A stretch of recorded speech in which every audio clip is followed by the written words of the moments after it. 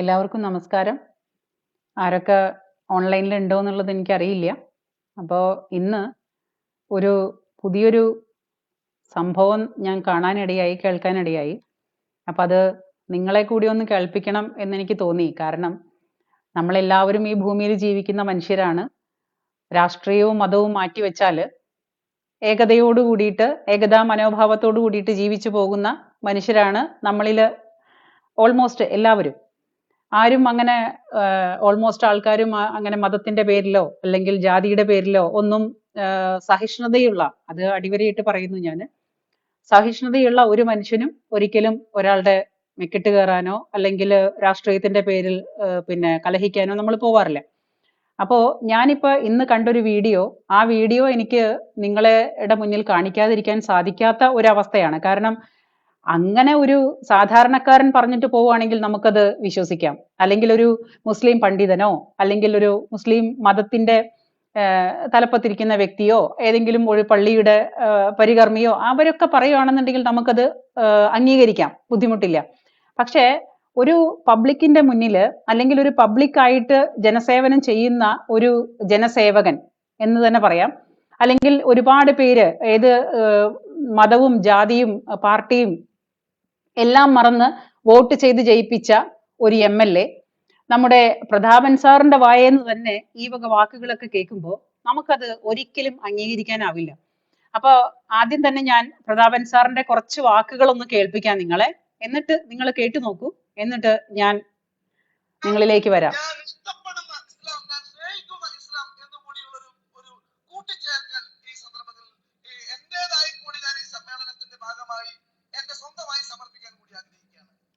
ഞാൻ അറിയുന്ന ഇസ്ലാം, ഞാൻ ഇഷ്ടപ്പെടുന്ന ഇസ്ലാം, ഞാൻ സ്നേഹിക്കുന്ന ഇസ്ലാം. എന്തുകൊണ്ട് ഞാൻ സ്നേഹിക്കുന്ന ഇസ്ലാമിന്റെ ഒന്നാമത്തെ കാര്യം, ഞാൻ ഇഷ്ടപ്പെടുന്ന ഇസ്ലാമിന്റെ ഒന്നാമത്തെ കാര്യം, ഇസ്ലാം ഏകദൈവ വിശ്വാസത്തിന്റെ പ്രതീകമാണ് ഇസ്ലാം എന്നുള്ളതാണ്. ഞാൻ ഇസ്ലാമിനെ ഇഷ്ടപ്പെടാനും ഇസ്ലാമിനെ സ്നേഹിക്കാനുമുള്ള ഏറ്റവും പ്രധാനപ്പെട്ട. അപ്പോ നമ്മുടെ പ്രതാപൻ സാറ് ഇസ്ലാമിനെ ഇഷ്ടപ്പെടാനായിട്ടുള്ള ആദ്യത്തെ കാരണം എന്ന് പറയുന്നത് ഏകദൈവ വിശ്വാസമാണ് എന്നാണ് പ്രതാപൻ സാറ് പറയുന്നത്. ഏകദൈവ വിശ്വാസമാണ്. ഒരു കാര്യം ഞാൻ അടിവരയിട്ട് പറയട്ടെ, ഈ പറയുന്ന പ്രതാപൻ സാറിന് ഇത് ആരോ കൃത്യമായിട്ട് എഴുതി കൊടുത്ത ഒരു അജണ്ടയാണ്. അത് പറയാതിരിക്കാൻ സാധിക്കില്ല. ഈ ഒരു പ്രസംഗം പ്രതാപൻ സാറ് നോക്കിയിട്ടാണ് വായിക്കുന്നത്. പ്രതാപൻ സാറിനെ സാറെന്ന് വിളിക്കുന്നത് ഞാൻ ഒരിക്കലും എന്നെ സ്കൂളിൽ പഠിപ്പിച്ചത് കൊണ്ടോ എന്റെ സാറായത് കൊണ്ടോ ഒന്നുമല്ല, ചുമ്മാ കിടക്കട്ടെ ഒരു സാറ്. അപ്പൊ ഈ പ്രതാപൻ സാറ് വായിക്കുന്നതും പറയുന്നതും മുഴുവനും ആരോ എഴുതി കൊടുത്ത ഒരു അജണ്ടയാണ്.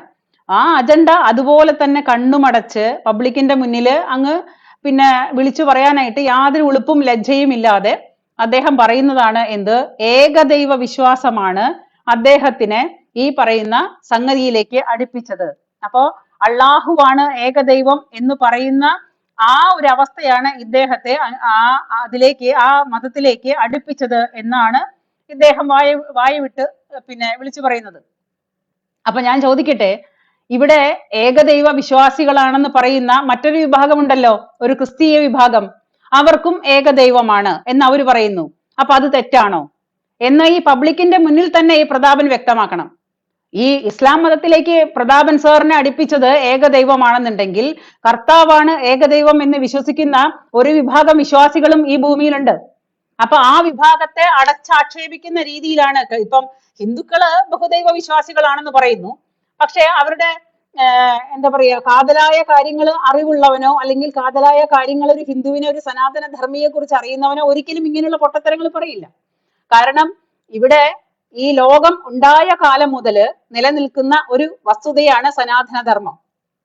അപ്പൊ ആ സനാതന ധർമ്മത്തിൽ നിന്നുകൊണ്ട്, അല്ലെങ്കിൽ ആ സനാതന ധർമ്മത്തിൽ നമ്മൾ എന്താണ് പറയുന്നത്, ലോകാ സമസ്ത സുഖിനോ ഭവന്തു, ഈ ലോകത്തിൽ എല്ലാവർക്കും, അതായത് ക്രിസ്ത്യാനികൾക്കെന്നോ മുസ്ലിങ്ങൾക്കെന്നോ അല്ലെങ്കിൽ സനാതന ഹിന്ദുവിനെന്നോ അല്ല പറയുന്നത്.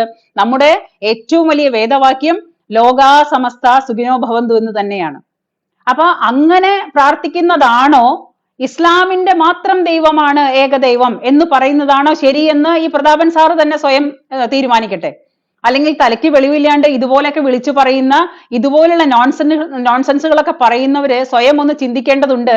ഇവിടെ ഒരു വിഭാഗത്തിന് മാത്രം ജീവിച്ചാൽ പോരാ. അപ്പൊ ഈ പറയുന്ന പ്രതാപൻ സാർ പറയുന്നു ഏകദൈവത്തിനോട് അടുപ്പിച്ചത് അല്ലെങ്കിൽ അതിനോട് അടുക്കാനായിട്ട് അദ്ദേഹത്തെ പ്രേരിപ്പിച്ചത് ഏകദൈവ വിശ്വാസമാണ്. ഏകദൈവ വിശ്വാസം എന്ന് പറയുമ്പോൾ അപ്പുറത്ത് ക്രിസ്ത്യാനികളും പറയുന്നു അവരുടെ യേശുക്രിസ്തു ദയാവായ്പിന്റെ പ്രതിപുരുഷനായ യേശുക്രിസ്തു കർത്താവാണ് ഏകദൈവം എന്ന് ക്രിസ്ത്യാനികളും വിശ്വസിക്കുന്നു. അപ്പോ അവരെ അടച്ചാക്ഷേപിക്കലല്ലേ ഈ പരിപാടി പറയുന്നത്? അപ്പൊ ഓരോരോ കാര്യങ്ങൾ പറയുന്നതില് ഓരോന്നിനോട് നമ്മളെ അടുപ്പിക്കുന്നതും നമ്മളെ പറയിപ്പിക്കുന്നതും നമ്മുടെ മനസ്സിലുള്ള വിശ്വാസങ്ങളും ഈ പറയുന്ന സംഗതികളൊക്കെ നമ്മുടെ മനസ്സിലുണ്ടെങ്കിലും നമ്മളൊരു പബ്ലിക് സേവകനാണ്. പബ്ലിക്കിന്റെ മുന്നില് നമ്മള് MLA ആണ്, ജനങ്ങളെ തെരഞ്ഞെടുത്ത ഒരു ആളാണ് ഈ പറയുന്ന ഒരു പൊതുപ്രവർത്തകനാണ് ഈ പറയുന്ന പ്രതാപൻ. ആ പ്രതാപനാണ് ഇങ്ങനെ ഘോരം ഒരു വിഭാഗത്തിന് വേണ്ടി മാത്രം തൊണ്ട പൊട്ടിക്കാറുന്നത്. അത് നിങ്ങൾ കണ്ടതാണല്ലോ, ഇത് ഞാനായിട്ട് ഉണ്ടാക്കിയതല്ല. അപ്പൊ ആ ഏകദൈവത്തിന്റെ കാര്യം അവിടെ നിൽക്കട്ടെ. ഏകദൈവ വിശ്വാസി, അവൻ ഏകദൈവമാണ് പ്രതാപനെ ഈ പറയുന്ന മുസ്ലിം മതത്തിലേക്ക് അടുപ്പിച്ചത്. ശരി, അത് അയാൾ അങ്ങനെ പറഞ്ഞു. നമുക്ക് അയാളുടെ അടുത്ത വരികളും കൂടി കേൾക്കാം. ദൈവത്തിന്റെ അടുത്തേക്ക് പോകുന്നതിന് വേണ്ടി ഇടനിലക്കാരും ഇടത്തട്ടുകാരും ഇല്ലാതെ ദൈവത്തെ നേരിട്ട് ഏതൊരാൾക്കും ദൈവത്തെ നേരിട്ട് സ്വീകരിക്കാൻ വേണ്ടി കഴിയുന്ന, ദൈവത്തിന്റെ അടുത്തേക്ക് നേരിട്ട് ചെല്ലാൻ വേണ്ടി കഴിയുന്ന, ദൈവത്തിന് മുന്നിൽ എല്ലാവരും സമന്മാരാണെന്ന് പറയുന്ന, ആദ്യം വരുന്നവന് ആദ്യം പ്രാർത്ഥനയ്ക്ക് നിൽക്കാൻ അവസരം കൊടുക്കുന്ന, ആരാധനയിൽ സമത്വം നൽകുന്ന അത്തരത്തിലുള്ള ഒരു വിശ്വാസം, അത് ദരിദ്രനാണോ ധനികനാണോ, നേരത്തെ ചൂണ്ടിക്കാണിച്ചതുപോലെ കറുത്തവനാണോ വെളുത്തവനാണോ, അധ്വാനിച്ചു വരുന്ന വിയർപ്പ് കൊണ്ട് അത്തറിന്റെ സുഖബോധമില്ലാത്തവനാണോ, അവൻ ഷർട്ടിട്ടവനാണോ അല്ലെങ്കിൽ പാൻറിട്ടവനാണോ, മുണ്ടെടുത്തവനാണോ പാൻറിട്ടവനാണോ എന്നൊന്നും നോക്കാതെ ദൈവത്തിനെ ആരാധിക്കുന്നതിന് വേണ്ടി, ഏകദൈവത്തെ ആരാധിക്കുന്നതിന് വേണ്ടി ആരാണോ ആദ്യമായി വരുന്നത് അവനാണ് ഒന്നാമൻ എന്ന് കാണിക്കുന്ന ആ വിശ്വാസം തന്നെയാണ് ലോകത്തിലെ ആദ്യത്തെ മനുഷ്യന്റെ മനസ്സിലേക്ക് ചൂണ്ടിക്കാണിക്കുന്ന പ്രധാനപ്പെട്ട കാര്യം. അപ്പൊ അടുത്തത് ലോകത്തിലെ ആദ്യത്തെ മതം. ലോകത്തിലെ എത്ര ബോധമില്ലാണ്ടായിട്ട് വേണം ഇയാൾ ഈ വിടുവായിത്തരം പറയാനുള്ളതെന്ന് വേണം നമ്മൾ ചിന്തിക്കാൻ. ലോകത്തിലെ ആദ്യത്തെ മതമായ ഇസ്ലാം മതം എവിടെ ഒരു 1400 വെറും 1400 വർഷം മാത്രം പഴക്കമുള്ള ഒരു മതത്തിനെ കുറിച്ചാണ് ഇദ്ദേഹം പറയുന്നത്. ചരിത്രങ്ങളിൽ നോക്കിയാൽ നമുക്ക് വളരെ കൃത്യമായിട്ട് മനസ്സിലാവും. പിന്നെ ഓരോ മനുഷ്യർക്കും സാധാരണ എല്ലാവർക്കും അറിയുന്ന ഒരു കാര്യമാണ്, വെറും 1400 വർഷങ്ങൾ മാത്രം പഴക്കമുള്ള ഒരു മതത്തിനെ ലോകത്തിലെ ആദ്യത്തെ മതമായിട്ട് പ്രതാപൻ സാറ് അങ്ങ് ചിത്രീകരിക്കുകയാണ്. അപ്പോ ആ ലോകത്തിലെ ആദ്യത്തെ മതമാണ് ഇസ്ലാം മതം. പിന്നെ പറയുന്ന ഒരു പോയിന്റ് ആണ്, ഇടനിലക്കാരില്ലാതെ ദൈവത്തോട് നേരിട്ട് പ്രാർത്ഥിക്കാൻ പറ്റുന്ന ഏക മതമാണ് ഇസ്ലാം മതം. ഇടനിലക്കാരില്ലാതെ. അപ്പോ അതാരെയാണ് പറയുന്നത്? ഇടനിലക്കാര് വേണമെന്നുള്ളത് ആരെയാണ് പറയുന്നത്? നമ്മുടെ ക്രിസ്ത്യൻ വിഭാഗത്തിൽ പല വിശ്വാസങ്ങളും ഉണ്ട്, നമ്മുടെ ക്രിസ്തീയ മതത്തിലെ പല വിശ്വാസങ്ങളും ഉണ്ട്. അത് അവരുടെ വിശ്വാസമാണ്. ആ ക്രിസ്തീയ മതത്തിലുള്ള വിശ്വാസം എന്ന് പറഞ്ഞാൽ അവിടെ പ്രാർത്ഥനയും പിന്നെ കുമ്പസാരവും അല്ലെങ്കിൽ യേശുക്രിസ്തുവിന്റെ പ്രതിപുരുഷനായിട്ട് കാണുന്ന പിന്നെ പള്ളി വികാരിയും, അപ്പോ ഈ എല്ലാ കാര്യങ്ങളിലും അവർക്ക് കുമ്പസാരവും കുർബാന കൈക്കൊള്ളപ്പാടും അങ്ങനെയുള്ള കുറെ ചടങ്ങുകളുള്ള, എനിക്ക് കൃത്യമായിട്ട് മുഴുവൻ അറിയില്ല. അപ്പോ ആ എല്ലാ ചടങ്ങുകളുമുള്ള ആ ഒരു വിഭാഗമാണ് ക്രിസ്തീയ വിഭാഗം. ആ ക്രിസ്തീയ വിഭാഗത്തില് ഇടനിലക്കാരെന്ന് ഉദ്ദേശിച്ചത് ആരെയാണെന്ന് എനിക്കറിയാൻ പാടില്ല, സോറി. അപ്പൊ ഇടനിലക്കാരുള്ള ഇവരുടെ ഈ പറയുന്ന ഏക മതത്തില് ഇടനിലക്കാര് വേണ്ടെന്നാണ് പറയുന്നത്. അപ്പൊ ഈ ഇടനിലക്കാരില്ലാത്തൊരു മതമാണ് എന്ത്? മുസ്ലിം മതം. പിന്നെ പറയുന്നത് പാവപ്പെട്ടവനെന്നോ പണക്കാരനെന്നോ അത്തറ് പൂശിയവനെന്നോ അത്തറ് പൂശാത്തവനെന്നോ ഷർട്ടിട്ടവനെന്നോ ഷർട്ട് ഇടാത്തവനെന്നോ പാൻറ് ഇട്ടവനെന്നോ മുണ്ടുടുത്തവനെന്നോ ഒന്നും ഉടുക്കാത്തവനെന്നോ എന്നൊക്കെ പറയുന്നത്, ഞാൻ ചോദിക്കുന്നത് ഇതൊരു കോമൺ തിങ്സ് അല്ലേ? ഇതൊരു കോമൺ അല്ലേ പ്രതാപൻ സാറേ? നിങ്ങൾ ഈ പറയുന്ന ഈ തൊണ്ടപൊട്ടി വിളിച്ചലറുന്ന ഈ സംഗതികള് ഏതെങ്കിലും പള്ളിയിലോ ഏതെങ്കിലും ചർച്ചിലോ അല്ലെങ്കിൽ ക്രിസ്ത്യാനികളുടെ പള്ളികളില് പണക്കാരെയും പാവപ്പെട്ടവരെയും മാറി മാറിയാണ് ശുശ്രൂഷിക്കുന്നത്. അല്ലെങ്കിൽ ഏതെങ്കിലും ഒരു ഹിന്ദുവിന്റെ അമ്പലത്തില് പണക്കാരനാ നീ വന്ന് തൊഴുതോ, ബാക്കി പാവപ്പെട്ടവൻ അങ്ങ് മാറി നിക്ക്. അല്ലെങ്കിൽ നീ പൈസ ഇല്ലാത്തവനാ, നീ ഈ അമ്പലത്തിലോട്ട് കയറണ്ട. അല്ലെങ്കിൽ നീ പാവപ്പെട്ടവനാണ്, നീ ഇങ്ങോട്ട് കടക്കണ്ട, പണക്കാരൻ ആദ്യം വരട്ടെ എന്നുള്ള പിന്നെ ഉയർച്ച താഴ്ചകള് ആരെങ്കിലും എവിടെയെങ്കിലും കൽപ്പിച്ചിട്ടുണ്ടോ? ഇനി അഥവാ അമ്പലങ്ങളിൽ എന്തെങ്കിലും ചെയ്യുന്നുണ്ടെങ്കിൽ അത് ദേവസ്വം ബോർഡിന്റെ കൊള്ളരുതായ്മകൾ മാത്രമാണ്. നമ്മുടെ അമ്പലങ്ങൾ കൈയടക്കി വെച്ചിട്ട് നമ്മുടെ അമ്പലങ്ങളിൽ നിന്ന് കിട്ടുന്ന കോടികൾ മുഴുവനും അടിച്ച് പോക്കറ്റിലാക്കിയിട്ട് ആ അടിച്ചു മാറ്റി പോക്കറ്റിലാക്കിയിട്ടുള്ള ഹിന്ദുവിന്റെ പണങ്ങളെല്ലാം എടുത്ത് വിഴുങ്ങിയിട്ട് ഇവനെ പോലുള്ള കഴിഞ്ഞ കുറെ 10-70 വർഷങ്ങളായിട്ട് 10-75 വർഷങ്ങളായിട്ട് കഴിഞ്ഞ കുറെ 10-75 വർഷങ്ങളായിട്ട് ദേവസ്വം ബോർഡ് എന്ന് പറയുന്ന ഒരു രാക്ഷസന്റെ രൂപത്തിലുള്ള ഒരു സംഗതിയുടെ ഭരണഘടനയും കൂടി വെച്ചിട്ട് ആ അമ്പലങ്ങളിൽ പിരിയുന്ന കോടികൾ മുഴുവനും തട്ടിയെടുത്ത് ആ കോടികൾ മുഴുവനും പോക്കറ്റിലാക്കിയിട്ട് ഇവിടുത്തെ കോൺഗ്രസും ഇവിടുത്തെ മാർക്സിസ്റ്റും മാറി മാറി ഭരിച്ച് ഹിന്ദുവിനെ കുത്തുപാളയടിപ്പിച്ച് പെരുവഴിയിലാക്കിയിട്ട് ആ ഹിന്ദുവിന്റെ പൈസ മുഴുവനും നക്കി തിന്നിട്ട് ഈ പറയുന്ന മാന്യൻ വന്നിട്ട് പറയുവാണ് ഏറ്റവും കൂടുതൽ ഒരാളുടെയും ഇടനിലക്കാരനില്ലാണ്ട് നേരിട്ട് പ്രാർത്ഥിക്കാൻ പറ്റുന്ന ഏക മതമാണ് മുസ്ലിം മതം എന്നാണ് പറയുന്നത്. എനിക്ക് മുസ്ലിം മതത്തിനോട് യാതൊരു തരത്തിലുള്ള പിന്നെ എന്താ പറയാ ബുദ്ധിമുട്ടും ഇല്ല. അവരൊരു വിഭാഗമാണ്, അവരും ഈ ഭൂമിയിൽ സമാധാനമായിട്ട് ജീവിക്കണം എന്ന് മാത്രം ചിന്തിക്കുന്ന ഒരാളാണ് ഞാൻ. കാരണം ഈ പറയുന്ന ഏകദൈവ വിശ്വാസങ്ങളായാലും ബഹുദൈവ വിശ്വാസങ്ങളായാലും എല്ലാം ഒരു മനുഷ്യന്റെ വിശ്വാസങ്ങൾ മാത്രമാണ്, അന്ധവിശ്വാസങ്ങളിലേക്കല്ല, വിശ്വാസങ്ങൾ മാത്രമാണ്. ആ വിശ്വാസങ്ങളിൽ കയറി ചൊറിയാനൊന്നും ഞാൻ ആളല്ല. എല്ലാ ആൾക്കാരുടെ വിശ്വാസങ്ങളെയും എല്ലാ മതങ്ങളുടെ വിശ്വാസങ്ങളെയും ഞാൻ ബഹുമാനിക്കുന്നു. അതാണ് എന്നെ പഠിപ്പിച്ചത്. എല്ലാ മതങ്ങളുടെ വിശ്വാസങ്ങളെയും ബഹുമാനിക്കാനും എല്ലാ മതങ്ങളെയും ഉൾക്കൊള്ളാനും എല്ലാ മതത്തിന്റെ ചടങ്ങുകളെയും ഉൾക്കൊള്ളാനും ഞാൻ ശീലിച്ചിട്ടാണ് എനിക്ക് ഇതേവരേക്കും ഒരു സഹിഷ്ണുതയോട് കൂടിയിട്ട് എല്ലാത്തിനെയും ഉൾക്കൊള്ളാൻ സാധിച്ചത്. പക്ഷെ അത് മറ്റുള്ളവർക്ക് ഉണ്ടാവണമെന്നില്ല. പക്ഷെ എന്ന് വെച്ചാലും മറ്റുള്ളവന്റെ, അതായത് ഒരു വിഭാഗത്തെ മാത്രം, അപ്പൊ ഞാൻ ചോദിക്കുന്നത് ഒരു വിഭാഗക്കാർക്ക് മാത്രം ഇവിടെ ജീവിച്ചാൽ മതിയോ? അപ്പൊ അവരെ കുറിച്ച് പറയുന്നതാണ് ഇടനിലക്കാരില്ലാതെ പ്രാർത്ഥിക്കാൻ പറ്റുന്ന ഒരു മതമാണ് ഇസ്ലാം മതം. അപ്പൊ ഞാൻ ചോദിക്കുന്ന ബാക്കിയുള്ളവരൊക്കെ ഇടനിലക്കാരുണ്ടായിട്ടാണോ പ്രാർത്ഥിക്കണേ? നമ്മൾ എന്നും നമ്മൾ കൈ കൂപ്പിയിട്ട് ദൈവമേ ഈശ്വര എന്ന് പറയുന്നിട്ട് നേരിട്ട് ദൈവത്തോടെല്ലാം പറയുന്ന ആൾക്കാരാണ്. ഞാൻ അങ്ങനെയാണ്, ഞാൻ കൂലിക്കാളെ വെക്കാറില്ല. നിങ്ങളും എന്റെ കൂടെയുള്ള എല്ലാ സനാതന ധർമ്മ വിശ്വാസികളും അങ്ങനെയൊക്കെ തന്നെയാണ്. നമ്മൾ ആരും കൂലിക്കാളെ വെച്ചിട്ടില്ല. ഈ കൂലിക്കാളെ വെച്ച് പ്രാർത്ഥിക്കുന്ന ചടങ്ങ് എവിടെയെങ്കിലും ഉണ്ടോ? നിങ്ങൾ കേട്ടിട്ടുണ്ടോ? പ്രതാപൻ സാർ പറയുന്നു അങ്ങനെയാണ്. ഏക ദൈവം ഈ ലോകമുണ്ടായ കാലത്തുള്ള ഏക മതമാണ് ഇസ്ലാം മതം.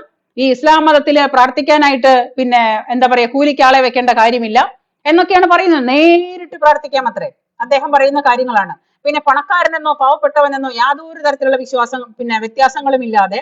അപ്പൊ ഞാൻ ചോദിക്കുന്ന പാവപ്പെട്ടവനും പണക്കാരനും എന്ന പിന്നെ ഇത് വ്യത്യാസം എവിടെയാണുള്ളത്? അമ്പലത്തിലുണ്ടോ? അല്ലെങ്കിൽ പള്ളിയിലുണ്ടോ? ചർച്ചിലുണ്ടോ? ക്രിസ്ത്യാനികളുടെ കൂട്ടത്തിലുണ്ടോ? പിന്നെ എന്താണ് ഇയാൾ ഈ അടിച്ചു വിടുന്നത്? എനിക്ക് മനസ്സിലാവുന്നില്ല. അപ്പൊ ഇയാളെ മുസ്ലിം മതത്തിലേക്ക് ഇയാളെ അടുപ്പിച്ചതിന്റെ തെളിവുകളാണ് ഞാൻ ഈ പറയുന്നത്. അപ്പൊ ഇനി അടുത്തത് കേൾക്കാം നമുക്ക്.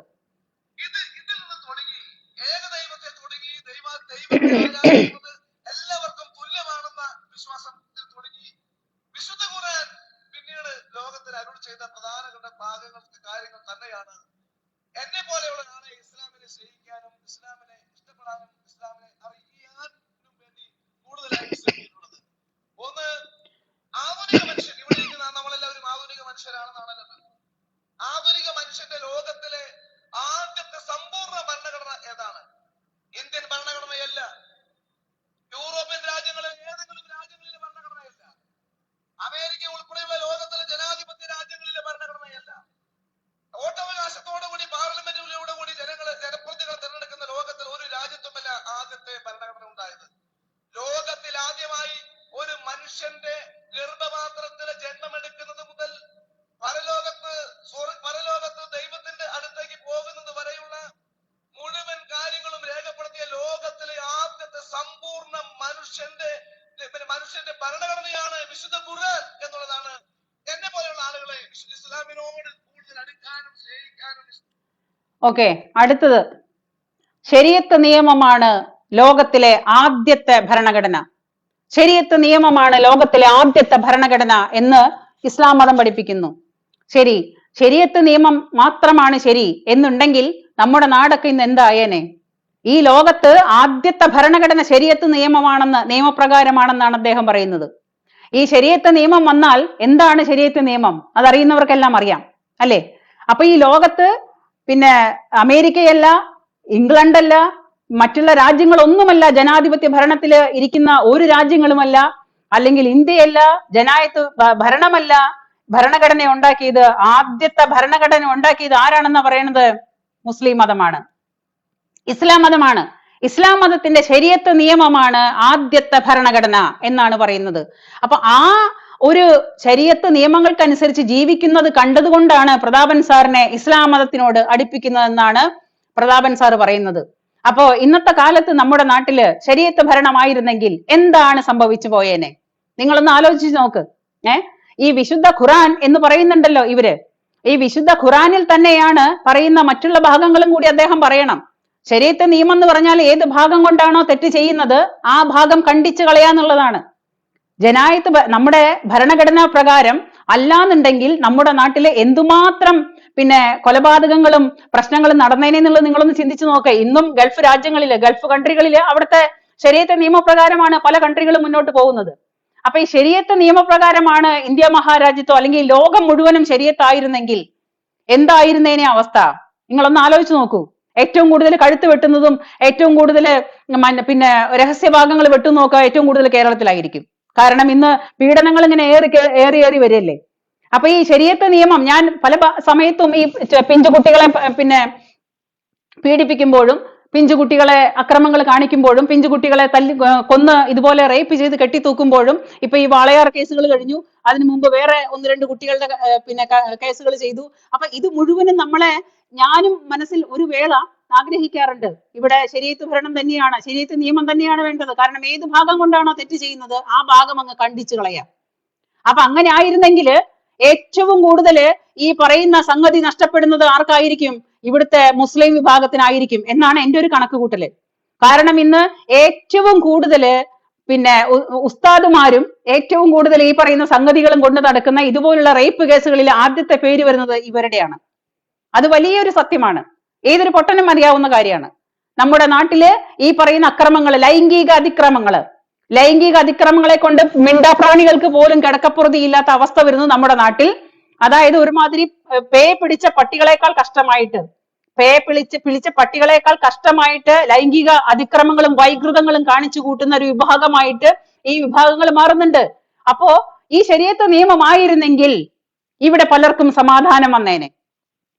ആരും ഈ സംഭവം ഇപ്പൊ അടുത്ത കാലത്താണ് ബസ്സില് സവാദ് എന്ന് പറയുന്ന ഒരു ചെറുപ്പക്കാരൻ ഒരു പെൺകുട്ടിക്ക് ഈ പ്രദർശനം നടത്തി കഴിഞ്ഞിട്ട് സ്വയംഭോഗം ചെയ്യാനായിട്ട് ബസ്സിൽ ഇരുന്നിട്ട് ഈ പരിപാടിയെല്ലാം പിടിക്കപ്പെട്ടതും അതിന്റെ വീഡിയോയും നമ്മൾ അവൻ ഇറങ്ങി ഓടുന്നതെല്ലാം കണ്ടതാണ്.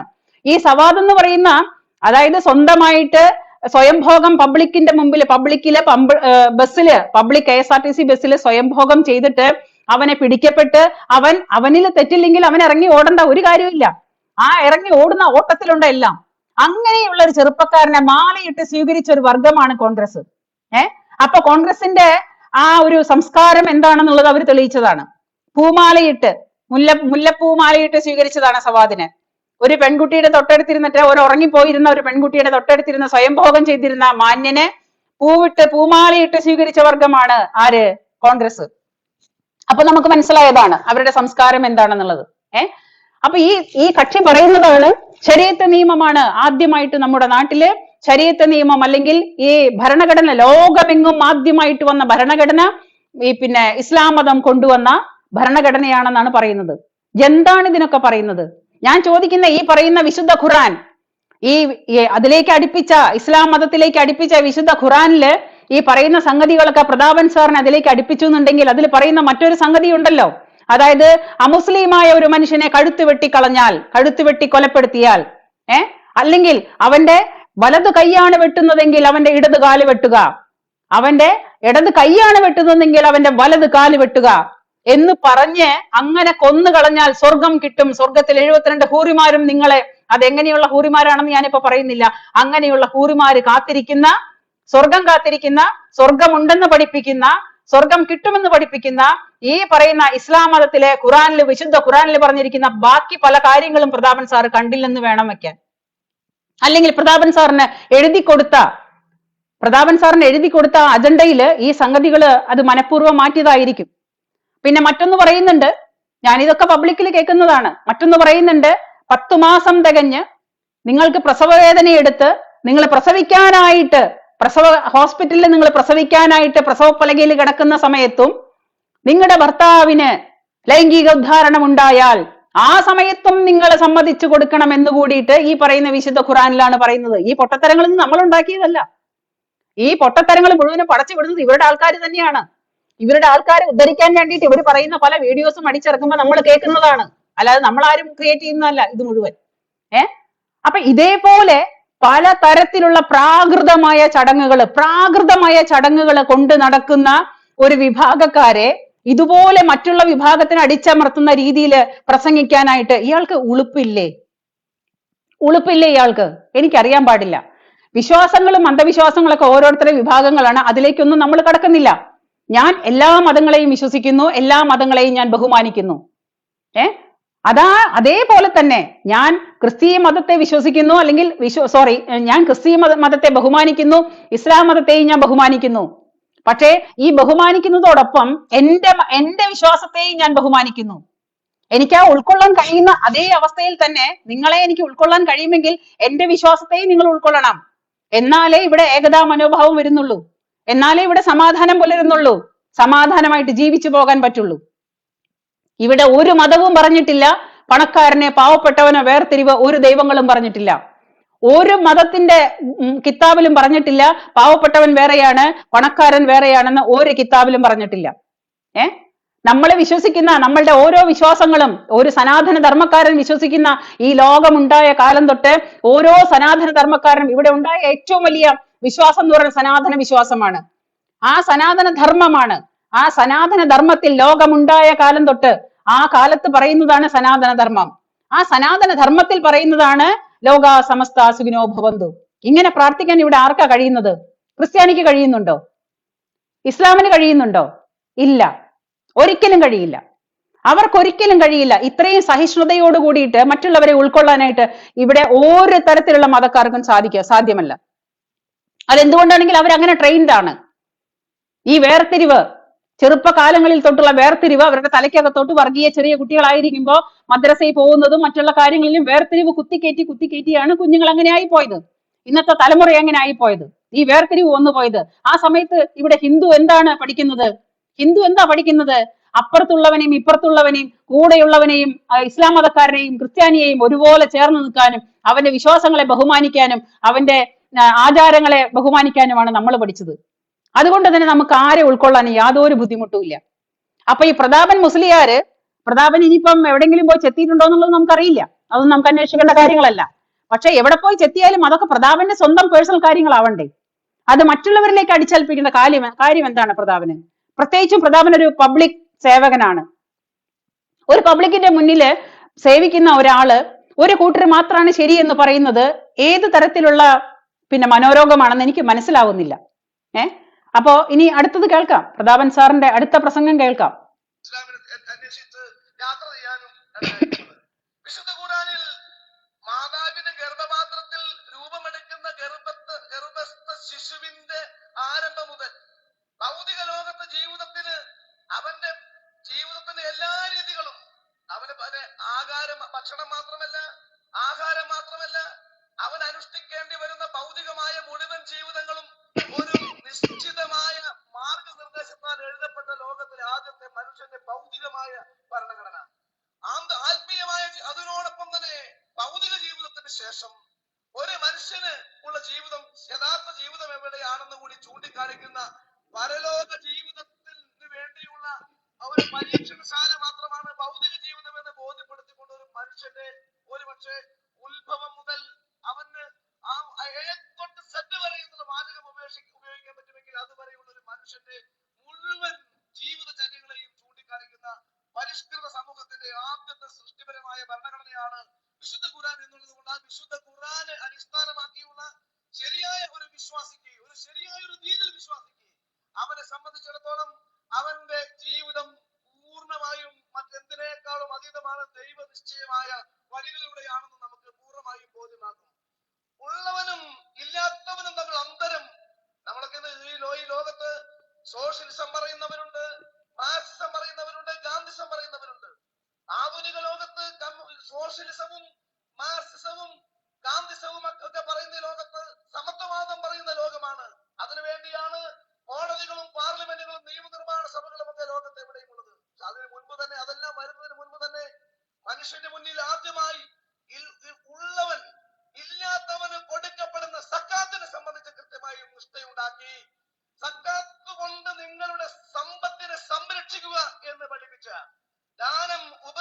ഉപദ്രവത്തിന്റെ 7 കവാടങ്ങൾ അടയ്ക്കും. ദാനം ഉപദ്രവത്തിന്റെ 7 കവാടങ്ങൾ അടക്കും എന്ന് പഠിപ്പിച്ച സക്കാത്ത് തടഞ്ഞ കാരണം കൊണ്ടല്ലാതെ കടലിലും കരയിലും ഒരു സമ്പത്തും നശിച്ചിട്ടില്ല എന്ന് പഠിപ്പിച്ച ഈ ലോകത്തെ ഏറ്റവും വലിയ സമത്വവാദത്തിന്റെ സാമ്പത്തിക സിദ്ധാന്തം ഇന്നത്തെ മനുഷ്യന് കൂടി നാളത്തെ മനുഷ്യന് കൂടി വിഭാവനം ചെയ്ത ലോകത്തിലെ ആദ്യത്തെ സാമ്പത്തിക ശാസ്ത്രത്തിന്റെ ഉപജ്ഞാതാക്കൾ കൂടിയാണ് വിശുദ്ധ ഖുർആനിലൂടെ ലോകത്തിന് പ്രദാനം ചെയ്തിരിക്കുന്നത്. വേറെ ഈ ലോകത്തിന്റെ ആദ്യത്തെ സാമ്പത്തിക ശാസ്ത്രത്തിന്റെ ഉപജ്ഞാതാക്കൾ കൂടിയാണ് ഇസ്ലാം മതം. ലോകത്തിന്റെ ആദ്യത്തെ സാമ്പത്തിക ഉപജ്ഞാതാവ് എന്ന് ഉറപ്പിച്ച് പറയാൻ കഴിയും പ്രതാപൻ സാറിന്. ആര്? ഇസ്ലാം മതം, അല്ലെങ്കിൽ ഇസ്ലാം പണ്ഡിതരായിരിക്കും. ഇത് ഇയാള് പൊട്ടനാണോ അതോ ഇയാള് പൊട്ടനായിട്ട് അഭിനയിക്കുന്നതാണോ എനിക്കറിയാൻ പാടില്ല. ഒരമ്മയുടെ ഗർഭപാത്രത്തിൽ തുടങ്ങിയിട്ട് എല്ലാവർക്കും ഒരേ മനസ്സോട് കൂടിയിട്ട് ഒരുപോലെ കാണാൻ കഴിയുന്ന, ഒരേ സ്ഥാനം നൽകുന്ന ഇത് ഇസ്ലാം മതമാണെന്ന് പറയുന്നുണ്ട്. അപ്പോ ഈ പറയുന്ന ഇസ്ലാമില് അമുസ്ലിം എന്ന് പറയുന്ന വാക്ക് എങ്ങനെയാ ഉണ്ടായത്? ഇത് പ്രതാപൻ തന്നെ പറയണം. ഈ പ്രതാപൻ സാറിനെ കാണാൻ എന്തെങ്കിലും യോഗം ഉണ്ടെങ്കിൽ ഞാൻ ചോദിക്കാൻ വെച്ചിരിക്കുന്ന ഒരു ചോദ്യമാണ്, ഈ പറയുന്ന ഈ അമുസ്ലിങ്ങള്, ഒരു അമുസ്ലിമിനെ കണ്ടാൽ അവന്റെ കഴുത്ത് വെട്ടിയാൽ നിനക്ക് സ്വർഗം ലഭിക്കും എന്ന് പറഞ്ഞിട്ടുള്ള ഖുറാൻ, വിശുദ്ധ ഖുറാൻ, ആ വിശുദ്ധ ഖുറാനെ ചൂണ്ടിയാണ് പ്രതാപൻ പറയുന്നത് ഈ ഭൂമിയില് ഏകത, എല്ലാവർക്കും ഒരേ സ്ഥാനം, എല്ലാവർക്കും ഒരേ സ്ഥാനത്തില് ഒരേ സ്ഥാനം അലങ്കരിച്ചുകൊണ്ട് സക്കാത്തിൽ, അതായത് ദാനധർമ്മങ്ങൾ ഏറ്റുകൊണ്ട്, ഇവിടെ ദാനധർമ്മങ്ങൾ നടത്തുന്ന ഈ ഒരു വർഗക്കാര് മാത്രമാണോ ഈ ഭൂമിയിൽ? ആണോ? ഇനി കൂടുതൽ എന്റെ പുറകെ പോയി കഴിഞ്ഞാൽ നമ്മള് മറ്റു പലതും പറയേണ്ടി വരും. അതുകൊണ്ട് ഞാൻ അതൊന്നും പറയുന്നില്ല. ഇപ്പൊ ഈ പറയുന്ന പൊട്ടത്തരങ്ങളില് ഈ ആരോ എഴുതി കൊടുത്ത അജണ്ട വായിച്ചു കൂവുമ്പോ ഞാനൊരു പബ്ലിക് സേവകനാണ്, ഞാനൊരു പൊതുപ്രവർത്തകനാണ് എന്നുള്ളൊരു ബോധമെങ്കിലും അയാൾക്ക് വേണ്ടേ? ഒരു ചെറിയ തടസ്സം ഉണ്ടായി, സോറി. ഇവർക്ക് കീഴ്പ്പെട്ട് ജീവിക്കുന്ന ഈ മനുഷ്യൻ എന്താണ് ഇവര് നമ്മളെ പഠിപ്പിക്കുന്നത്? നമ്മളത് കൃത്യമായിട്ട് നമ്മൾ ചിന്തിക്കേണ്ട ഒരു വിഷയം തന്നെയാണ്. ഇതുപോലെ പബ്ലിക്കിന്റെ മുന്നിൽ, ഞാൻ നിങ്ങളുടെ മുമ്പിൽ രാഷ്ട്രീയക്കാരിയായിട്ടോ രാഷ്ട്രീയം പറയുന്ന ആളായിട്ടോ ഒന്നുമല്ല ഞാൻ സംസാരിക്കുന്നത്. എല്ലാവരുടെ വിശ്വാസങ്ങളും അവരവർക്കുണ്ട്, അത് അവരവർ കൊണ്ട് നടന്നോട്ടെ, നമുക്കതിന് യാതൊരു വിരോധവുമില്ല. എല്ലാ വിശ്വാസങ്ങളെയും ബഹുമാനിക്കുന്ന ആള് തന്നെയാണ് ഞാൻ. എനിക്കതിന് യാതൊരു പ്രശ്നവുമില്ല, സ്വീകരിക്കാനും എനിക്കൊരു കുഴപ്പമില്ല. അങ്ങനെയുള്ളൊരു മനസ്സിന്റെ ഉടമയാണ് ഞാൻ. ജാതിയോ മതമോ ഒന്നും പ്രധാനമായിട്ട് അതിന് പ്രാധാന്യം കൊടുത്ത് നടക്കുന്ന ഒരാളല്ല ഞാൻ. അപ്പൊ ഒരു രാഷ്ട്രീയക്കാരൻ ഇങ്ങനെ പറഞ്ഞാൽ, നമ്മുടെ നാട്ടില് നമ്മുടെ എല്ലാവരെയും ഏകതയോടുകൂടി കാണുന്ന ഒരു രാഷ്ട്രീയക്കാരൻ ഇതാണ് പറയുന്നതെങ്കിൽ എന്താണ് നമ്മൾ ഈ രാഷ്ട്രീയക്കാരെ കുറിച്ച് മനസ്സിലാക്കേണ്ടത്? നിങ്ങൾ തന്നെ പറയണം. ഇതൊക്കെ പറയുന്നത് ഒരു സത്യസന്ധമായ കാര്യങ്ങളാണോ? ഇപ്പോ നമ്മുടെ നാട്ടില് ഇത്രയും കാലം നമ്മൾ ആരാണോ എന്താണോ എങ്ങനെയാണോ എന്നൊന്നും നോക്കാതെ കഴിഞ്ഞ 10-75 കൊല്ലക്കാലം നമ്മുടെ ഇന്ത്യ മഹാരാജ്യം അല്ലെങ്കിൽ ഭാരതം ഇവര് കോൺഗ്രസ്സുകാരാണ് ഭരിച്ചിരുന്നത്. ഈ കോൺഗ്രസ്സുകാർ ഭരിക്കുന്ന ആ സമയത്തും ഇപ്പൊ ഒരു വെറും ഇറ്റലിക്കാരിയായിരുന്ന ഒരു സ്ത്രീയെ ഇതിന്റെ തലപ്പത്ത് നമ്മൾ മനസ്സുകൊണ്ട് അംഗീകരിക്കാൻ തയ്യാറായ ആൾക്കാരാണ് നമ്മൾ, അല്ലെ? അപ്പൊ നമുക്ക് ആർക്കെങ്കിലും ഇവിടുത്തെ അതായത് ഇന്ത്യ എന്ന് പറയുന്നാൽ, ഭാരതം എന്ന് പറഞ്ഞാൽ ഒരു സനാതന ധർമ്മത്തിൽ വിശ്വസിക്കുന്ന, ആ ഒരു സംസ്കാരത്തിൽ വിശ്വസിക്കുന്ന നാടാണ് ഇന്ത്യ മഹാരാജ്യം, ഭാരതം ആണല്ലോ. അതെല്ലാവരും അംഗീകരിച്ച ഒരു പച്ചയായ സത്യമാണ്. അപ്പൊ ഈ ഭാരതത്തില് ആരെയും നമ്മൾക്ക് ഉൾക്കൊള്ളാൻ സാധിക്കുമെന്നുള്ളത് കൊണ്ട് തന്നെയാണ് ഇന്ന് എല്ലാവരും ഇവിടെ ജീവിക്കുന്നത്. അതുകൊണ്ട് തന്നെയാണ് ഇവിടെ നടക്കുന്ന ഓരോ രാഷ്ട്രീയക്കാരനായാലും ഓരോ രാഷ്ട്രീയ പ്രവർത്തകരായാലും ഈ പറയുന്ന ഇറ്റലിക്കാരിയായ സോണിയ ഗാന്ധിയെ വരെ നമുക്ക് ഉൾക്കൊള്ളാൻ സാധിച്ചത് എന്തുകൊണ്ടാണ്? നമ്മുടെ മറ്റുള്ളവരെ മുഴുവനും ഉൾക്കൊള്ളാനായിട്ട് സാധിക്കുന്ന മനസ്സുള്ളത് കൊണ്ടാണ്. ഈ പറയുന്ന ഇസ്ലാം രാജ്യം, ഈ പറയുന്ന വിശുദ്ധ ഖുർആൻ ആയിരുന്നെങ്കിൽ, ഇവിടുത്തെ ശരീഅത്ത് നിയമമായിരുന്നെങ്കിൽ, പ്രതാപ, താങ്കളുടെ പാർട്ടിയും താങ്കളുടെ നേതാവും ഈ നാട്ടിൽ ഉണ്ടാവുമായിരുന്നോ? ഇപ്പം പോട്ടെ, ഫോർ എക്സാമ്പിള്, ഇപ്പൊ തുർക്കിയിലോ അല്ലെങ്കിൽ അഫ്ഗാനിസ്ഥാനിലോ അല്ലെങ്കിൽ ഈ പറയുന്ന മറ്റുള്ള നാടുകളിലോ പോയിട്ട് ഈ മറ്റുള്ള ആൾക്കാർക്ക് വേണ്ടിയിട്ടോ അല്ലെങ്കിൽ പ്രസംഗിക്കാനോ മറ്റുള്ള കാര്യങ്ങൾക്കോ ഈ പറയുന്ന പ്രതാപന ധൈര്യമുണ്ടോ? നടക്കുവോ? നടക്കില്ല. ഇന്ത്യ മഹാരാജ്യത്ത് മാത്രമേ നടക്കുള്ളൂ. ഒരു ഇറ്റലിക്കാരിയായ ഒരു സ്ത്രീയെ ഒരു നേതാവായിട്ട് അംഗീകരിക്കാനും കഴിഞ്ഞ കുറെ കാലങ്ങളായിട്ട് നമ്മുടെ നാട് ഭരിക്കാനും നമ്മളെ ഭരിക്കപ്പെടാനും നമ്മൾ സമ്മതിച്ചതും നമ്മൾ അംഗീകരിച്ചതും ഈ സനാതന ധർമ്മം ഇവിടെ നിലനിൽക്കുന്നത് കൊണ്ട് മാത്രമാണ്. അത് ഇവരുടെ പാർട്ടി മനസ്സിലാക്കണം, അത് കോൺഗ്രസ് മനസ്സിലാക്കണം. ഈ സനാതന ധർമ്മികള് മറ്റൊരു വിഭാഗമായിരുന്നെങ്കിൽ ഇപ്പൊ കൂടുതൽ, അതായത് കുറച്ച് പോപ്പുലേഷൻ ഒന്ന് കൂടുമ്പോഴേക്കും കോഴിക്കോട് അല്ലെങ്കിൽ മലപ്പുറം ജില്ല അവിടെ കുറച്ച് പോപ്പുലേഷൻ ഒന്ന് കൂടുമ്പോഴേക്കും ഒരു സ്ഥാനാർത്ഥിയെ നിർത്തുമ്പോ അവർക്ക് മുസ്ലിം സ്ഥാനാർത്ഥി തന്നെ മതി എന്ന് പറഞ്ഞിട്ട് നിരത്തിലിറങ്ങി ഇവിടുത്തെ കുഞ്ഞു കുട്ടികളടക്കം മുസ്ലിം വനിതകളടക്കം നിരത്തിലിറങ്ങിയിട്ട് അപ്പോഴേക്കപ്പോഴേ ബഹിഷ്കരിച്ച ആൾക്കാരാണ് ഈ പറയുന്ന വർഗക്കാര്. നമ്മൾ കണ്ടതാണ്, സത്യസന്ധമായിട്ട് നമ്മൾ കണ്ടതാണ്. മലപ്പുറത്ത് കഴിഞ്ഞ തവണ സ്ഥാനാർത്ഥി നിശ്ചയിച്ചപ്പോ ഞങ്ങൾക്ക് മുസ്ലിം സ്ഥാനാർത്ഥി തന്നെ വേണം, മുസ്ലിം നാമധാരിയായ സ്ഥാനാർത്ഥി തന്നെ വേണം.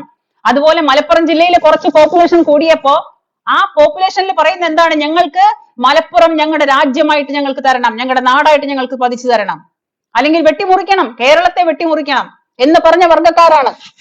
അപ്പോ ഇവിടെ മുസ്ലിം ആൾക്കാർ ജനാധിപത്യം വന്നു കഴിഞ്ഞാൽ, ഈ പറയുന്ന ശരീഅത്ത് നിയമം വന്നു കഴിഞ്ഞാൽ, അല്ലെങ്കിൽ ഇതൊരു മുസ്ലിം രാഷ്ട്രമായി കഴിഞ്ഞാൽ ഈ പറയുന്ന പ്രതാപനൊക്കെ രണ്ടു കാലം നടക്കുമോ ഇവിടെ? എപ്പോഴും നമ്മൾ ഇവരുടെ വർഗത്തിന്റെ കാര്യങ്ങളല്ലാതെ, ശരീഅത്ത് നിയമങ്ങളല്ലാതെ, അവരുടെ പിന്നെ ആചാരങ്ങളോ അനുഷ്ഠാനങ്ങളോ അവർ പറയുന്നതോ അല്ലാതെ ഇവിടെ മറ്റെന്തെങ്കിലും കാര്യങ്ങൾക്ക് ജനാധിപത്യം, സോഷ്യലിസം എന്ന് പറയുന്ന സംഗതികൾ പ്രസംഗിക്കാനോ, അല്ലെങ്കിൽ ഈ പറയുന്ന ഏകദൈവം തന്നെയുള്ള ആൾക്കാര് ഈ വിശുദ്ധ ഖുറാനിൽ പറഞ്ഞിരിക്കുന്ന സംഗതികളല്ലാതെ ബാക്കി എന്തെങ്കിലും ഇവിടെ നടത്താൻ സാധിക്കുമോ? സ്വതന്ത്രമായി നിന്ന് വായ വന്നത് വിളിച്ചു പറയാനായിട്ട് ഈ പ്രതാപന് സാധിക്കുമോ? തോന്നുന്നുണ്ടോ? ഇവരിതൊക്കെ വിളിച്ചു പറയുമ്പോൾ ഇവർ ചിന്തിക്കണ്ടേ, കഴിഞ്ഞ 10-75 വർഷങ്ങളായിട്ട് ഭാരതത്തെ ഭരിച്ചു മുടിച്ച് കട്ടുമുടിക്കാനായിട്ട് സാധിച്ചത് എന്തുകൊണ്ടാണ്? സനാതന ധർമ്മികൾ എന്ന് പറയുന്ന ഒരു പറ്റം ജനങ്ങൾ ഈ നാട്ടിലുള്ളത് കൊണ്ടാണ്. അവരെ ചവിട്ടിക്കൂട്ടിയാണ് ഈ പറയുന്നത്. ഇപ്പൊ ഈ കുറച്ചു നേരം മുമ്പ് ഞാൻ ഇങ്ങനെ പ്രതാപന്റെ ഈ പ്രസംഗം പ്രതാപന്റെ ഈ ഒരു പ്രസംഗം കേട്ടപ്പോൾ എനിക്ക് വല്ലാത്ത അരോചകമായിട്ട് തോന്നി. ആ അരോചകമായിട്ട് തോന്നിയപ്പോ എന്റെ വളരെ അടുത്ത സുഹൃത്താണ്, ഞങ്ങളുടെ തൊട്ട അയൽവക്കക്കാരനാണ്, കുറെ കാലങ്ങളായിട്ട് കോൺഗ്രസിൽ വർക്ക് ചെയ്യുന്ന, ഇപ്പോ തൃശ്ശൂരിന്റെ ജനറൽ സെക്രട്ടറി ആണെന്ന് തോന്നുന്നു, അദ്ദേഹത്തിന്റെ പേര് ഞാൻ പറയുന്നില്ല.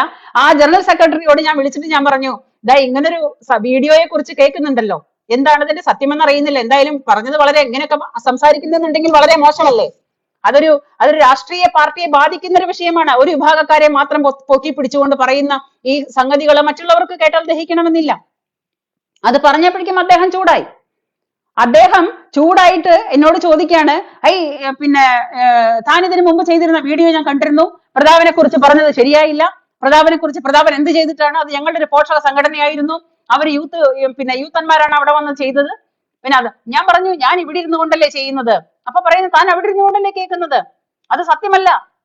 അതായത് നമ്മുടെ പ്രധാനമന്ത്രി നമ്മുടെ തൃശ്ശൂര് പ്രസംഗിച്ചു പോയതിന് ശേഷം അവിടെ ചാണകവെള്ളം തളിക്കാനായിട്ട് ഇവരുടെ ഒരു പോഷക സംഘടനയാണെന്ന് പറയുന്നു. അവര് വന്നപ്പോൾ അത് പ്രതാപന്റെ അറിവോടുകൂടിയല്ല എന്ന് പറയുന്നു. ശരി, ഞാൻ സമ്മതിക്കുന്നു.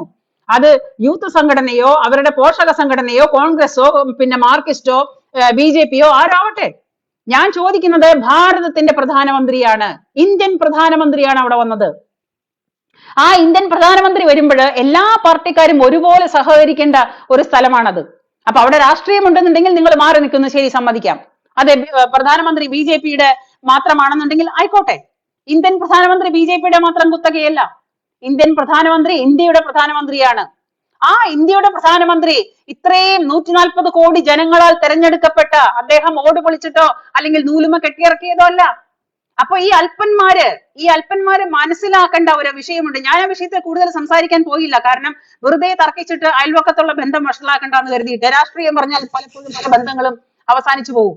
അതുകൊണ്ട് ഞാൻ മനഃപൂർവ്വം ഒഴിവായതാണ്. ഞാൻ ഫോൺ കട്ട് ചെയ്തു, കാരണം അയാളെ പറഞ്ഞു തിരുത്താനായിട്ട് എന്നെ കൊണ്ട് സാധിക്കില്ല. അതുപോലത്തെ സംസാര രീതികളാണ് വരുന്നത്. അപ്പൊ അദ്ദേഹം പറയുന്നതാണ്, പ്രധാനമന്ത്രി സംസാരിച്ച് പോയപ്പോൾ അവിടെ ചാണകവെള്ളം തളിക്കാനായിട്ട് ഞാൻ ഇട്ട വീഡിയോ പോസ്റ്റ് കണ്ടിരുന്നു, അത് വളരെ മോശമായി പോയി എന്ന് പറയുമ്പോ ഞാൻ എന്തിനാ മോശമാക്കുന്നത്?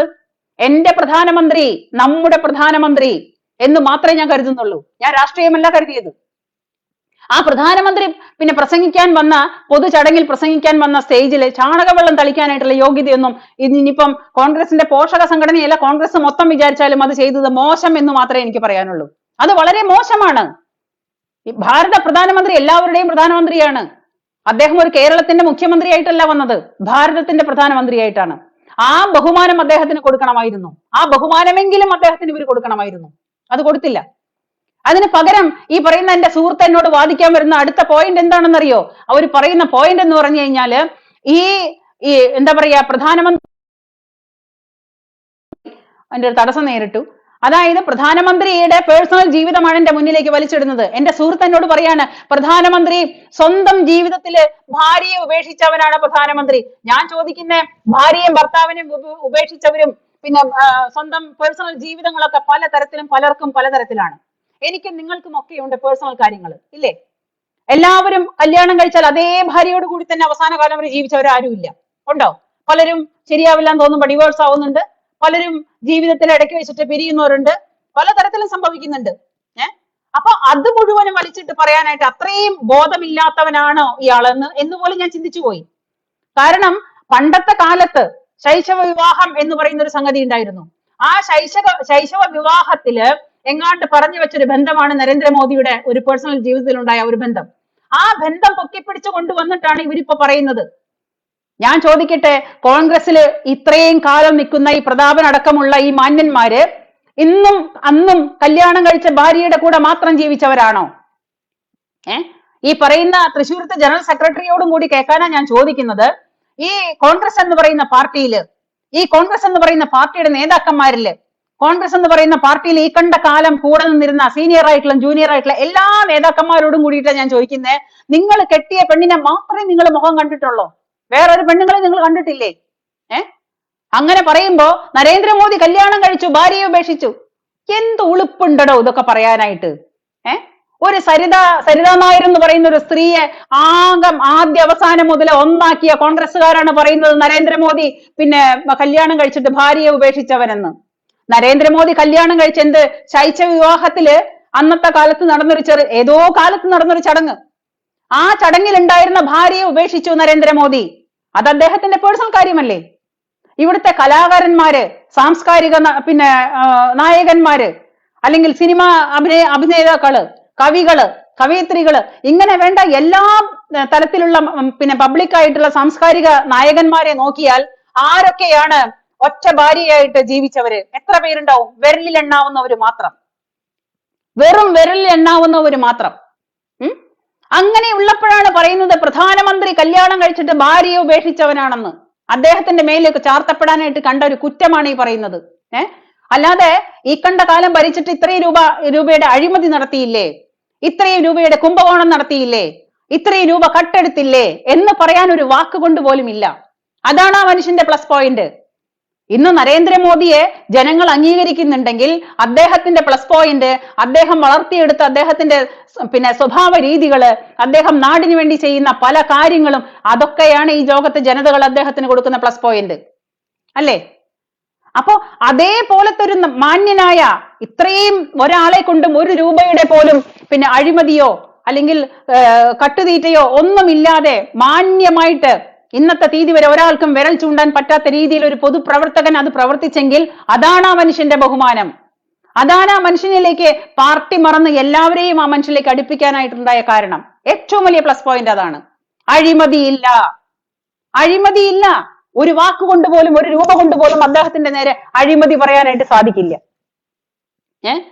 അപ്പോ ഏതായാലും ശരി, കാലങ്ങൾ ഒരുപാട് മുന്നോട്ട് പോകുമ്പോ ചെയ്തു കൂട്ടിയ എല്ലാ തോന്നിവാസങ്ങൾക്കും കാലം തന്നെ മറുപടി കൊടുക്കും.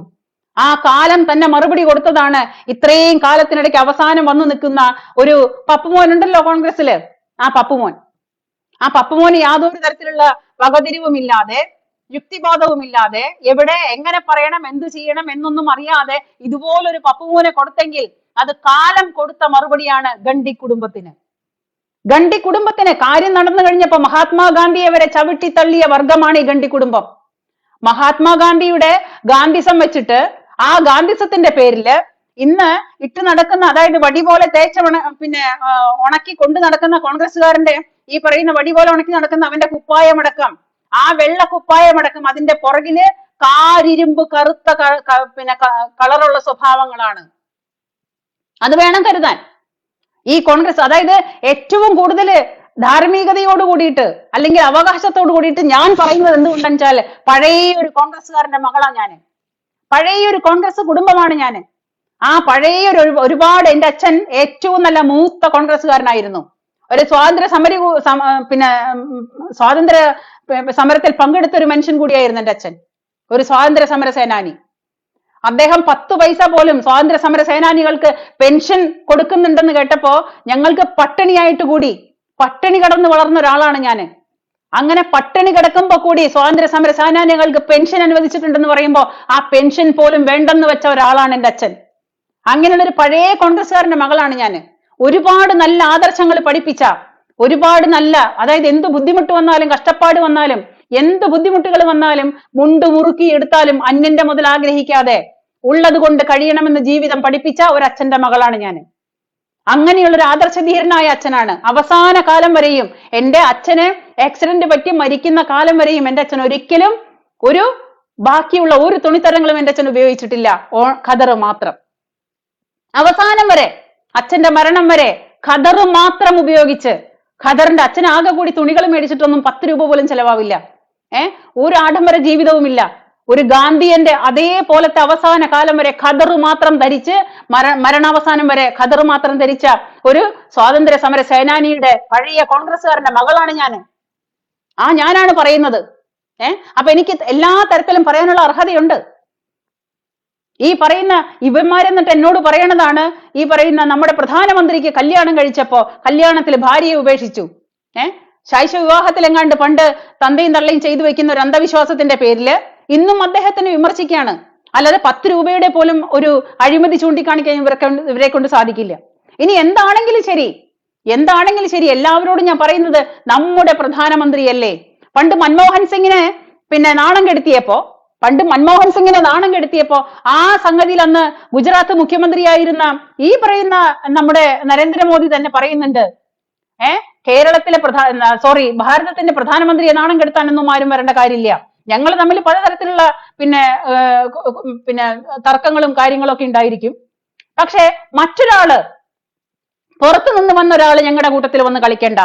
അന്നും ഗുജറാത്ത് മുഖ്യമന്ത്രി ആയിരുന്ന സമയത്തും നമ്മുടെ നരേന്ദ്രമോദി പറഞ്ഞിരുന്ന ഒരേ വാക്കിതാണ്. അന്ന് മൻമോഹൻ സിംഗ് ആയിരുന്നു പ്രധാനമന്ത്രി.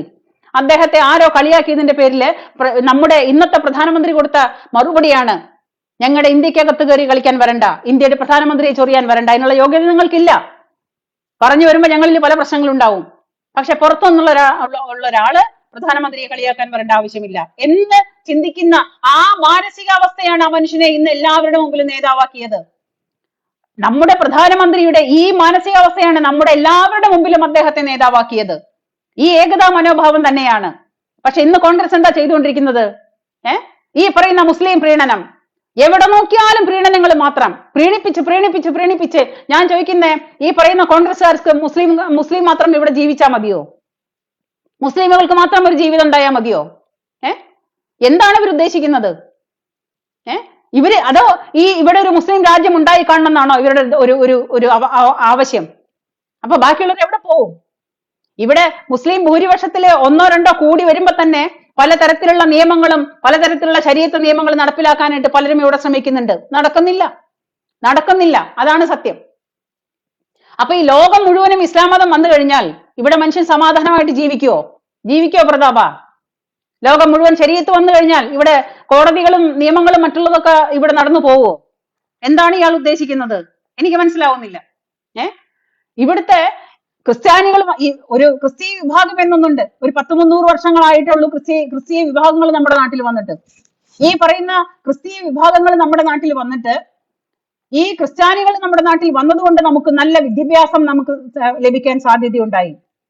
നമ്മുടെ നാട്ടിലെ ക്രിസ്ത്യാനികൾ തന്നെയാണ്, അവർക്ക് അതിനുള്ള സ്ഥാനം അത് അവർക്ക് കൊടുക്കാതിരിക്കാൻ പറ്റില്ല. കൃത്യമായിട്ട് വളരെ നല്ല രീതിയിൽ വിദ്യാഭ്യാസ സ്ഥാപനങ്ങളും മറ്റുള്ള കാര്യങ്ങളും, നന്നായിട്ട് ഇംഗ്ലീഷ് സംസാരിക്കാനും ഇംഗ്ലീഷ് പറയാനും ഇംഗ്ലീഷ് പഠിക്കാനും ഇവിടുത്തെ ക്രിസ്തീയ മതങ്ങള് അല്ലെങ്കിൽ ക്രിസ്തീയ സംഘടനകള് അവര് തന്നെയാണ് അതിന്റെ ഏറ്റവും വലിയ കാരണക്കാര്. അപ്പൊ നമ്മുടെ നാട്ടിൽ ക്രിസ്തീയ മതം വന്നതുകൊണ്ട് അല്ലെങ്കിൽ ക്രിസ്തീയ വിശ്വാസികൾ വന്നതുകൊണ്ട് നമുക്ക് നല്ല വിദ്യാഭ്യാസങ്ങളും നല്ല സ്കൂളുകളും അവർ തന്നു. അവരെ കൊണ്ട് അങ്ങനെയാണ് ഏറ്റവും കൂടുതൽ നമ്മുടെ നാട്ടിലേക്ക് ഉപകാരപ്പെട്ടത്. പക്ഷെ ഇവരെ കൊണ്ടോ?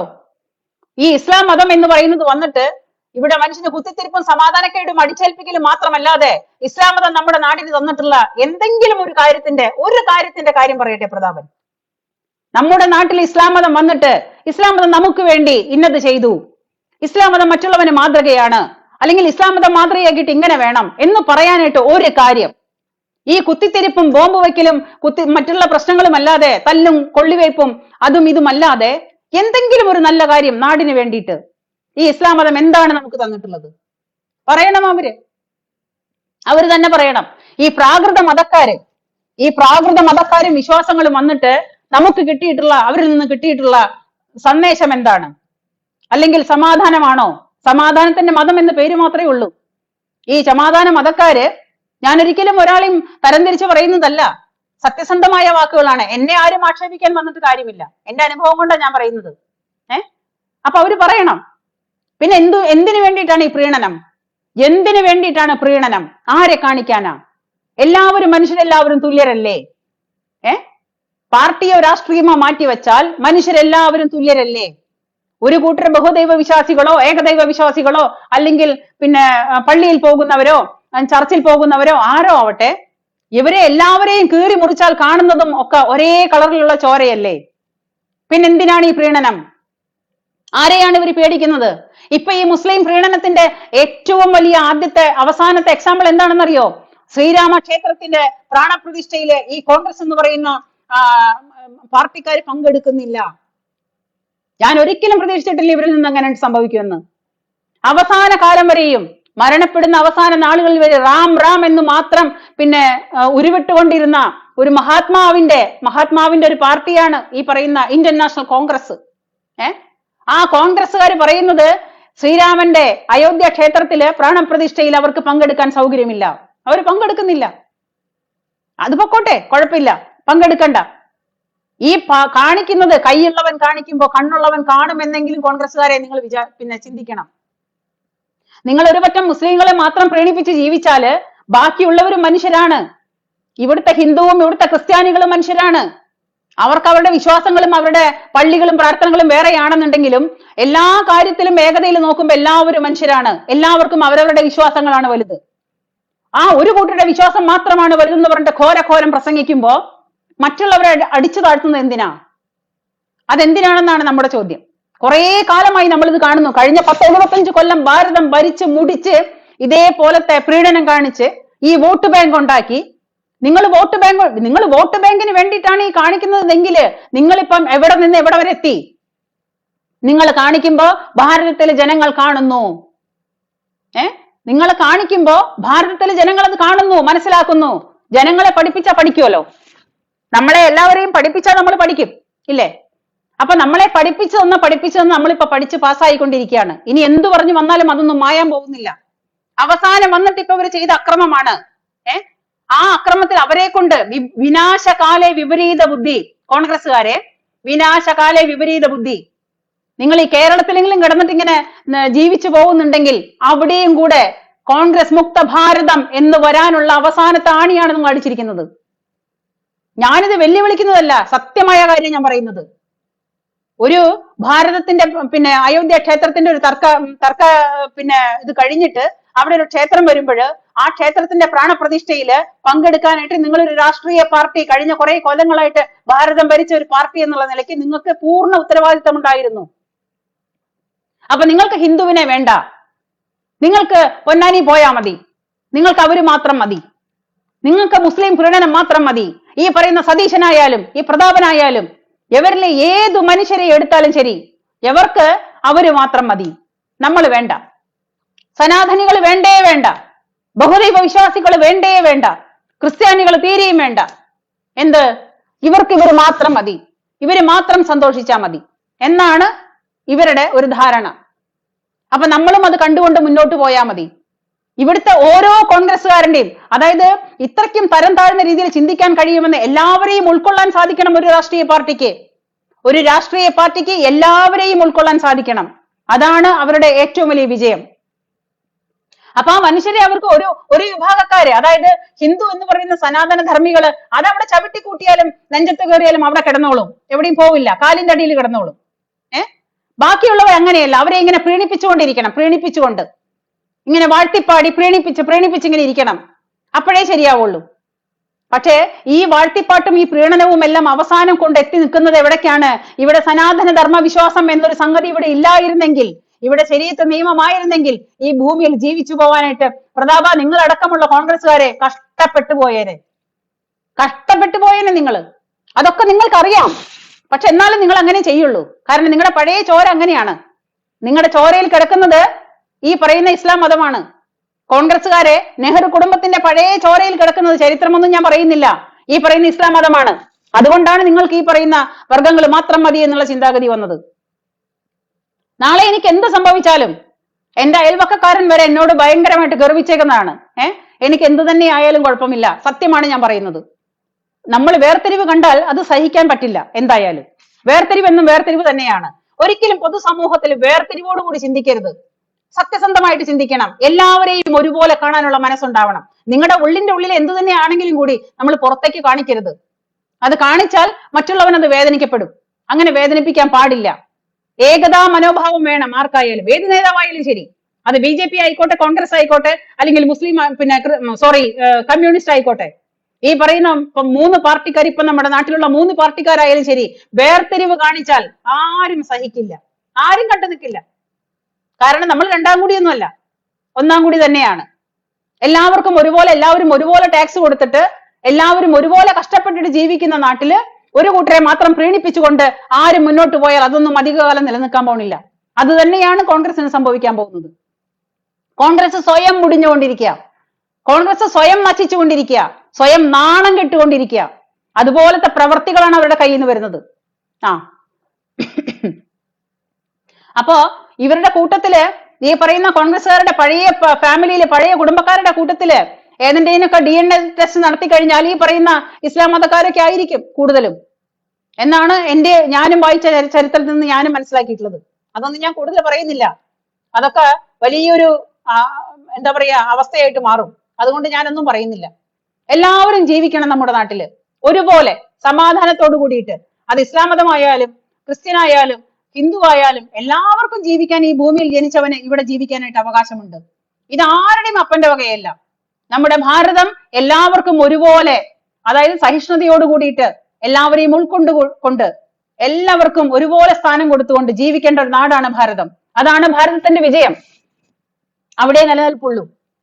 അത്രയേ എനിക്ക് പറയാനുള്ളൂ. അത് പ്രതാപനായാലും ശരി, കോൺഗ്രസ് പാർട്ടി ആയാലും ശരി, ഇവരോടൊക്കെ എനിക്ക് ഇതേപോലെ സാധാരണ ഒരു വീട്ടമ്മ എന്നുള്ള നിലയ്ക്ക്, ഒരു പഴയ കോൺഗ്രസ്സുകാരന്റെ മകൾ എന്ന നിലയ്ക്ക് എനിക്ക് പറയാനുള്ളത് ഇത്രയൊക്കെ തന്നെയുള്ളൂ. അപ്പോ ഇത്രയും നേരം എന്നെ കേട്ട എല്ലാവർക്കും നന്ദി, നമസ്കാരം. ജയ് ഹിന്ദ്.